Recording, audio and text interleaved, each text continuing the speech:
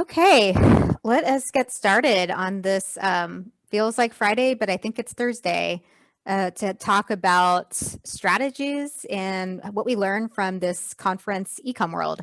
So about that, virtual events are kind of the thing, and this one was actually a really well put on show. So we thought that for those of you who didn't attend or who did attend, we could kind of do a little recap with some experts and get the conversation going. And like all webinars that we do, please jump in with comments, Q&A, responses of your own in the chat. We like to keep it kind of, especially this one, informal and hear your insights too. So if we want to move to the next slide, we're just going to do a quick round of intros, and then really this format is going to be Q&A. So I'm Melissa Burdick. I'm president and co-founder of Pacvue. We're a SaaS platform unifying retail media for optimization, automation, data insights, and reporting, sitting on top of all the retailers. Criteo, our friends there at Criteo with Sherry being one of these great platforms. But why don't we kick off our panelists to introduce themselves? So Jimmy first, and then Sherry. Yeah, hey guys, my name is Jimmy Barber. I'm the Vice President of Client Management at OneStone, based in our Denver office. We are a full-service multi-platform agency. What that means is we help brands on their e-commerce strategy with everything from advertising to supply chain to content, anything that makes a PDP go live and stay live. So that's what we do. Hi everyone, I'm Sherry Smith. I'm Managing Director for Criteo. I am on the retail media side of the organization, and we power the largest open retail media ecosystem. So we work with over 100 retailers globally, as well as with marketers and advertisers to make retail media buying easy and accessible. Great. All right, well, let's get into our program. And really the format here is just to be pretty informal and talking through some topics that we thought were interesting at Ecom World. They boast that they had 40,000 attendees, 8,000 brands, 80 plus speakers, and 10 tracks. So we were a participant and sponsor. I did a presentation, and to give you a little bit of insight in how the experience went, I think about a month before the event, it was a recorded session. And so I got to stare at myself in the Zoom and do a presentation that then was played on the day. And then a little bit, it's a user error on my part because I'm so busy, but I didn't quite understand the Q&A section was live. I thought I'd be on camera. So of course I got all dressed up and then realized it was actually written typing words. And so, I mean, not so bad. I actually put makeup on that day yesterday, or whenever it was. But then there was like kind of this Q&A session where people could type question and answers. And it was, I mean, honestly, from a speaker perspective, super easy. From a attendee perspective, it was kind of nice because if you were in a physical location, you'd be kind of walking around, and if you went to a session and you thought it wasn't super interesting, you'd kind of be stuck there in the middle of the seats and you couldn't get out. But in this kind of deal, it was kind of, you could hop around really easily and just kind of be like, this guy's kind of interesting, I'm gonna stay here. Or you could kind of hop around a lot. And then I did notice that a huge sponsor of the conference was Thrasio, and they actually had a really nice implementation of the sponsorship. I participated in some events where there was a huge lack on the sponsorship side like that, but they did a really nice job in general of like the whole conference. Now, who actually attended, and the ROI of it, come back to me in maybe a few months and I'll let you know. But it was from a attendee and from a presenter perspective, it was pretty cool. What did you guys think? Jimmy, do you want to go? Yeah, I thought it was a very fun event. Some of them are a little bit boring, quite lively, a great lineup, I think, just from a speaker standpoint. One of my favorite parts, I think, was just their integrations of DTC to pure play to brick and mortar, and there was themes along the way, and you could definitely kind of pick and choose, but it's just awesome to see, I think, every channel represented in a way that it was, and you to be really educated of like total brand and e-commerce management, even into stores and how that affects stores, which it's just always fun to see. Some conferences are really, really pinpointed towards one kind of mind track or mentality. What do you think, Sherry?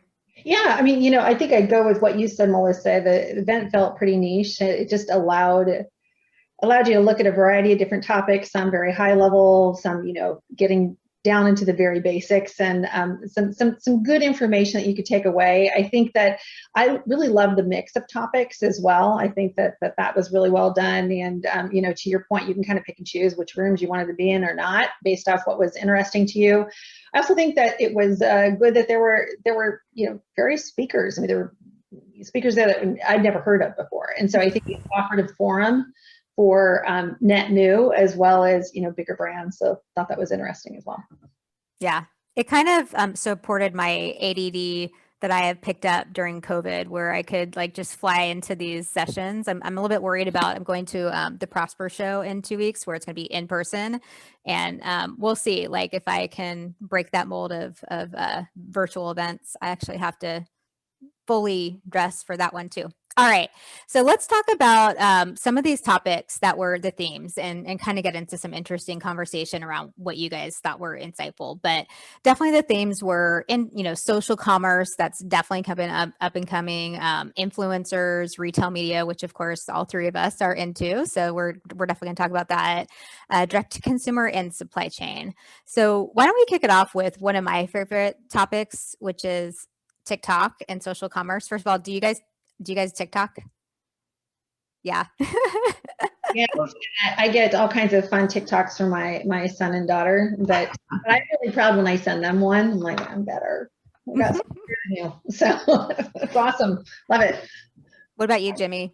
Yeah, I don't actively TikTok, we'll call it. I get sent videos from friends often. It's like the new Vine. It feels like we're recirculating these video platforms, but the reach of it is quite large.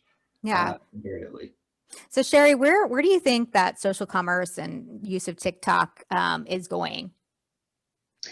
Yeah, I mean, it's interesting. And I actually just joined TikTok, admittedly, about a month ago while I was on vacation. My daughter's like, try this. So, so pretty interesting. I mean, certainly there's the influence of social. There's a lot of inspiration, I think, that you can get from it. I love the idea, similar to what we just talked about with the concert. You can pick and choose what you like, what you don't.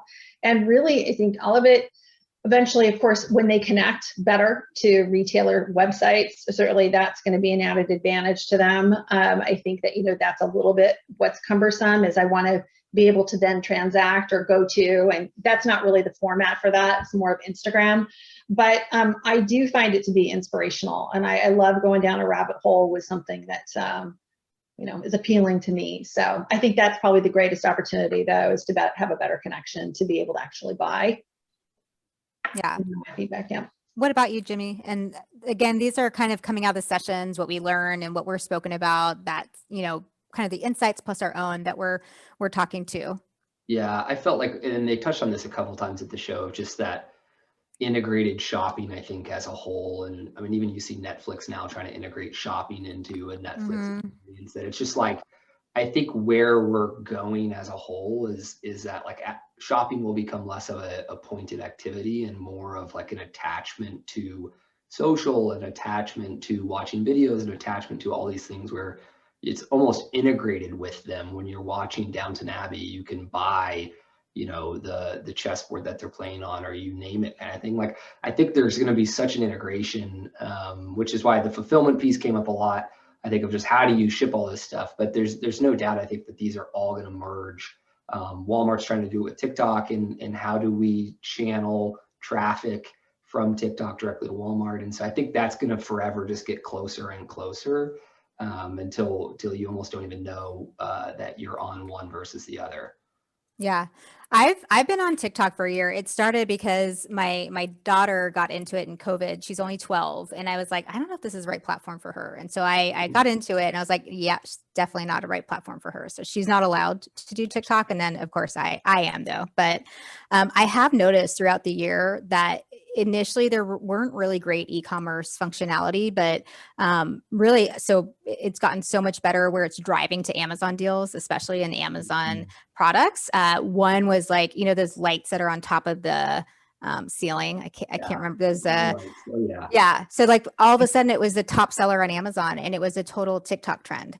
And so that started during COVID a lot, where it was like these trends, and then it kind of translated transactions on Amazon. And now it really has become more of a, lead to e-commerce. And so for Prime Day, I noticed Amazon had some kind of takeover that day on TikTok, where they actually had a whole execution. They had Snoop Dogg doing some kind of song, and they had some dancing, and it was pretty cool execution. And I did notice for the first time that the landing pages going to Amazon were really nice, going from TikTok. And it's kind of a newer thing that I've noticed. So I think I do see that as a bigger and bigger trend. I do think a big challenge is just the content and creation of this content, especially as these big brands, try to take advantage of TikTok and things like that. They're going to have to create, let alone like, digital shelf for e-commerce, images and video. Now they have to engage with agencies and create these kind of viral videos and songs and things like that. So it's a whole new world that these brands can get into. And the best one is Elf. They've really adopted TikTok in such a great way, and Chipotle, but from a consumer brand perspective, Elf has been a leader in this. So if anyone follows them on LinkedIn, or their CMO is very vocal and has all kinds of great things to say. But I highly recommend looking at Elf if you're looking at who should I look at for brands kind of transacting on the TikTok space. So let's talk a little bit about influencers and live streaming. So Jimmy, can you talk a little bit about, especially on Amazon, how they brought this to life? There's Amazon Live, which it had for a couple of years. Social has been a little bit behind on Amazon, to be honest, but where do you see that going, and what did you learn from the conference too? Yeah, that it's an area where I think we're still in definitely the infancy of just people adopting it, but there's no doubt we always just look at real estate on site, and there's no doubt that Amazon has dedicated so much real estate to live, and even just their backend systems processing, the whole process of live to posts to, brands now have followers, and there's no doubt that they're trying to curate this social experience through the Amazon ecosystem. That we've seen brands be kind of hesitant, frankly, to like jump into it. They're like, does this sit with marketing? Like, who goes live? How do we go live? Where do we go live? What do we do when we do go live? And I think it's a tricky place, just because it, for a lot of seasoned brands, feels like, I don't know, it feels like a bigger risk than it is kind of reward thing. And so we've really just been encouraging brands of step into it. It's not something you have to build out and go live every day at 4 o'clock and have a full built out strategy, but it's something to test, because there's no doubt that there's a lot of real estate going to it. And as followers come out on Amazon, undoubtedly there will be a way to notify your followers and interact with your followers on Amazon. And so like there will be power in this. It's just we're in the infancy right now. And so like many things in Amazon, get in early, start building it now, because a year from now, it's going to be a lot bigger of an influence on the platform.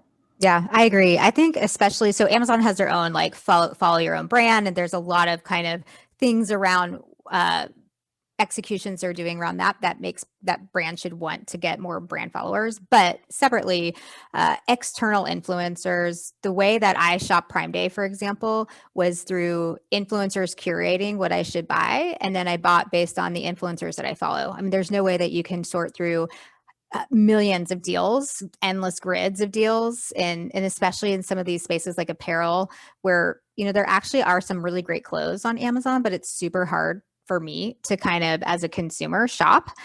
So that's why, it is kind of an everything store, but to be curated, influencers are really going to drive a lot of those purchase decisions, because it's so much easier and faster for you to follow someone that you like their style, they identify things for you to buy, and you transact through Amazon. So I see that as a bigger and bigger opportunity, especially for these especially Prime Day, when CPCs are increasingly getting more expensive. And so how are you going to get your products to the top of the page and get awareness for them?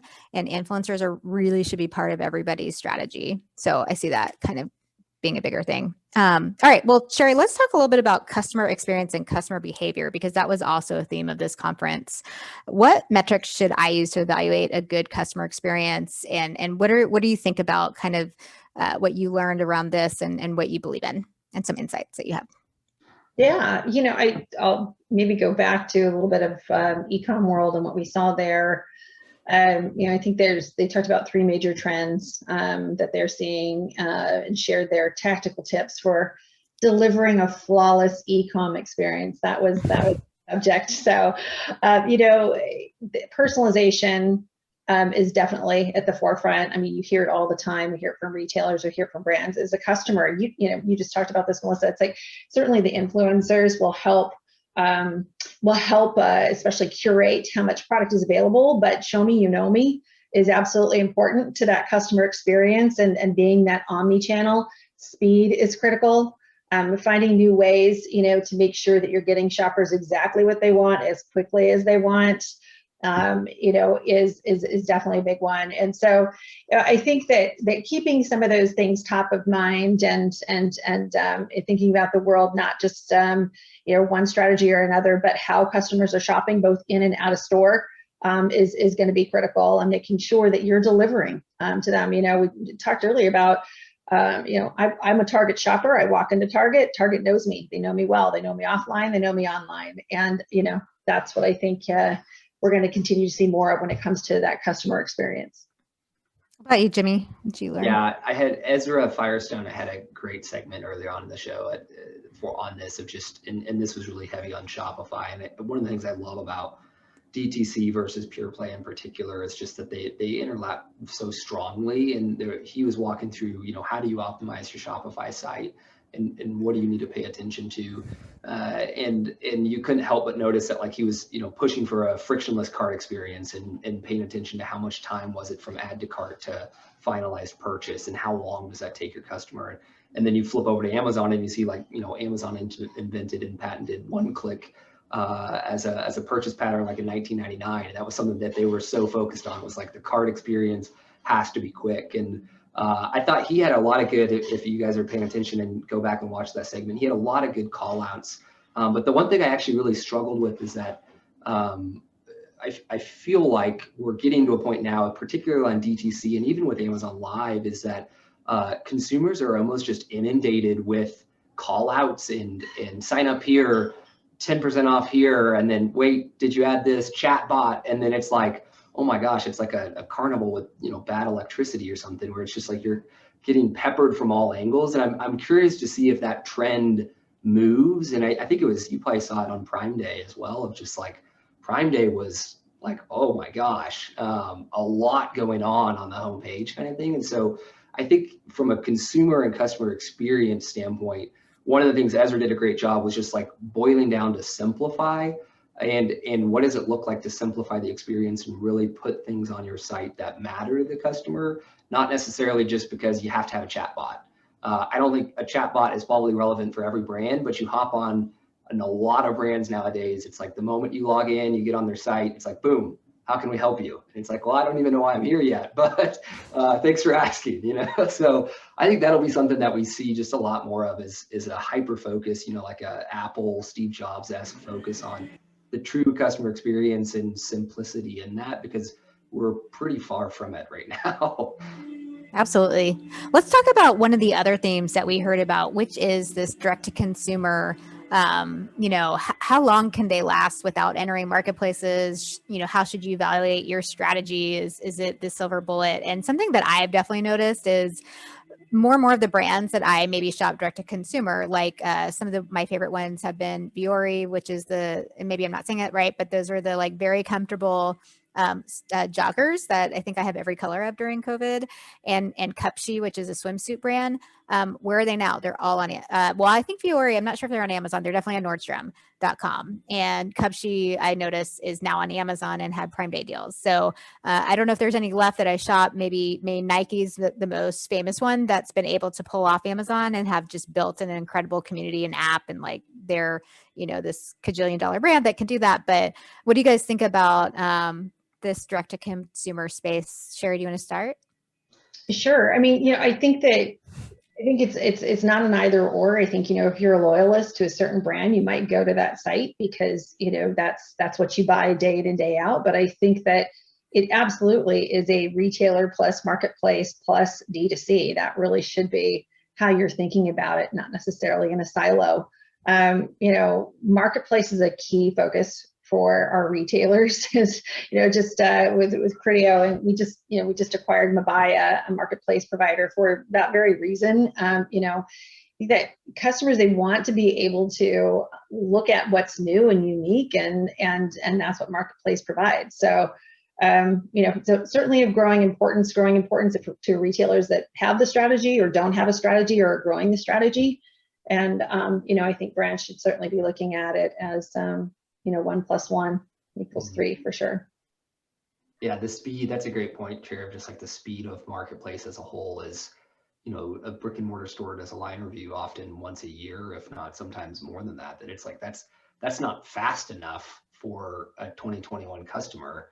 But then on the flip side, you've got D2C where it's like, okay, we need something, some kind of loyalty, some kind of program. And so, yeah, I think there's, it depends on the brand goal. I think always, who are you and what are you trying to do and what are you trying to achieve?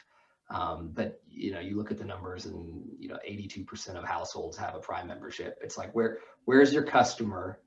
And it's like, more than likely go to where they are. And some of those numbers are just to the point now where it's like, you should probably be there, or at least strongly consider it. All right. Well, let's talk about, I think, all of our favorite topics, which is retail media. So retail media is just exploding. Sherry is leading a huge part of this business at having her role at Criteo. What metrics should we be paying attention to? What are the, with so many retailers launching, and this is something that, often talk to our clients about, how do you know which retailer platforms to prioritize? So why don't you talk, Sherry, a little bit about measurement and the KPIs and how you prioritize? Yeah, it's a loaded topic. So, but I will try and go.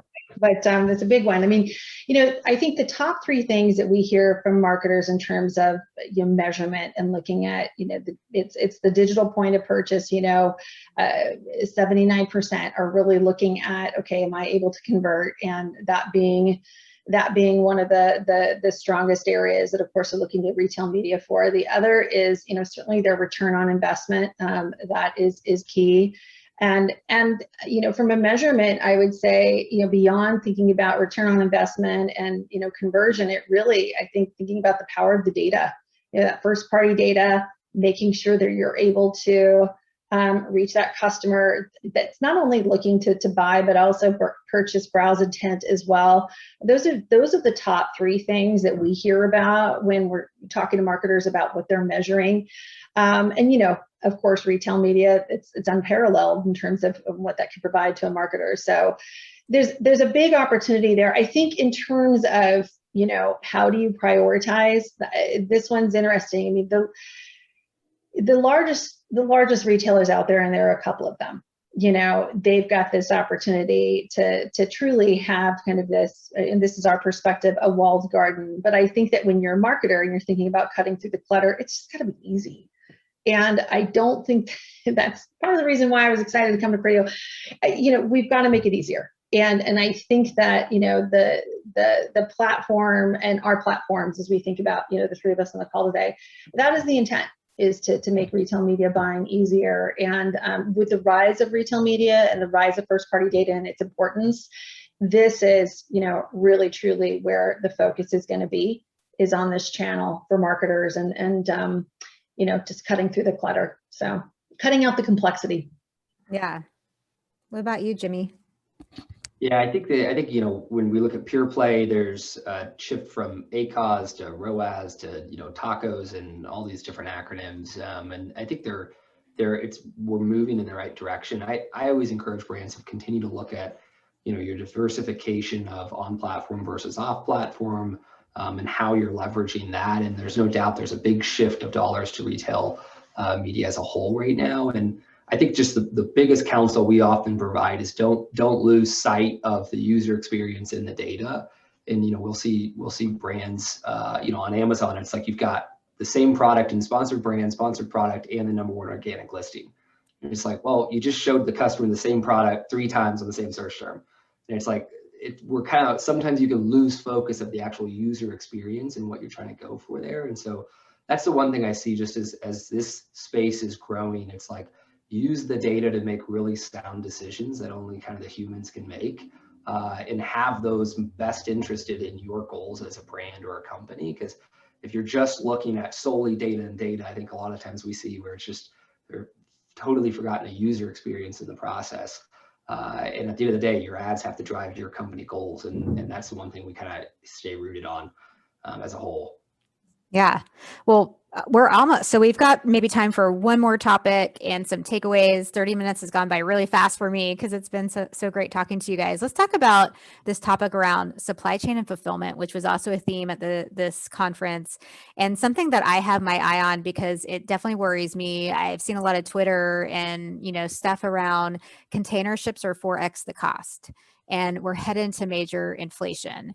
And how are we going to plan for a successful Q4 with these manufacturers? And what can we do from a tech perspective to help brands? Something that just from we buy our employees at our company the same computer, and that same computer cost has gone up significantly. And it's like, it's the same computer. So, and it's just in the last couple of months that we're just seeing, chip shortage. Like, it's hard to get cars, it's hard to get computers, it's hard to get all these products, and it's just going to get harder. So, and then that was kind of a complaint around Prime Day, was that people are just having such a hard time just with the supply chain and getting deals, and not just Prime Day, but Target Day and Walmart Day, and like every retailer that hopped into it too.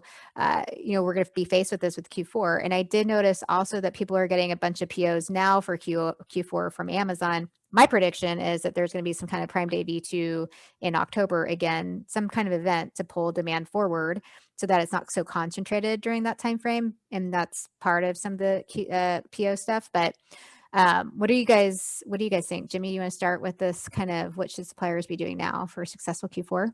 Yeah, the biggest thing, system upgrades as a whole is the one thing I always note of. If it's like, if you don't have access to real-time inventory and have a way to manage your inventory in real time, it's like, that's something you've got to make an investment for as a brand. And believe it or not, like, a lot of folks are, with the marketplace, with APIs, a lot of folks are still struggling with that. And so that's one I always just say, it's like, you've got to get your systems up to speed where you have a better understanding of your inventory.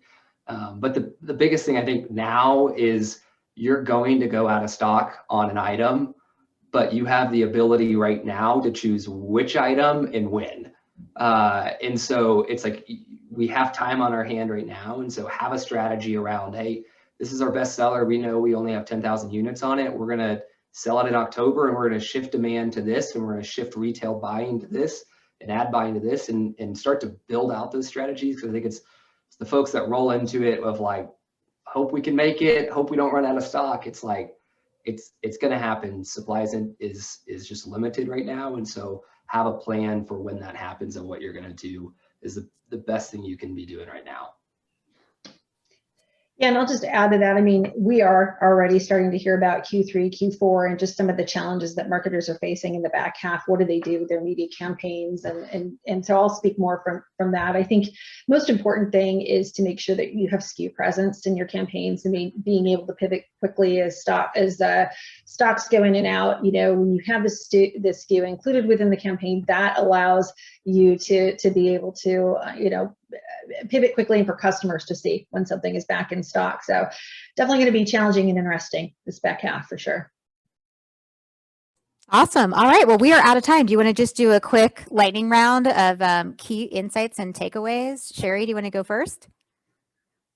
Sure. I mean, I think the big thing is everything is proliferating. I mean, there's so many places to buy, so many brands being offered, so many tech providers that can help. And so, brands have more choices now than ever. And Liat, that was just taking it back to the ecom and that skyrocketing sales session. He said it well, or they said it well. It was, if 2020 was the year of the e-commerce pivot, 2021 is the year of e-commerce strategy. I thought that was a really good way to sum it up. What about you, Jimmy? Yeah, mine's are, prep for Q4 now. It is not too early. And so start now, start planning now. I thought Gary Vee and Ecom World had a great segment on just creativity don't lose creativity as this channel, the penetration has increased obviously through COVID. This channel's in the spotlight, but like don't lose the scrappy creativity that e-commerce was built on. And so I think that that's just something that I've kept in mind throughout. And then always is just basics. Make sure you are making the basics work, because 90% of the time I feel like that's where brands, they get caught up in all the noise of what's going on in e-commerce, and your titles are wrong on your item page. So always make sure you got the basics checked. Awesome. All right. Well, thanks everyone so much for your time. That was a quick 30 minutes recap of the conference. You didn't even have to go. You could just listen to us. Appreciate it. Have a great long July 4th holiday weekend, and we'll see you next time. Yeah. Thank you guys. Thanks.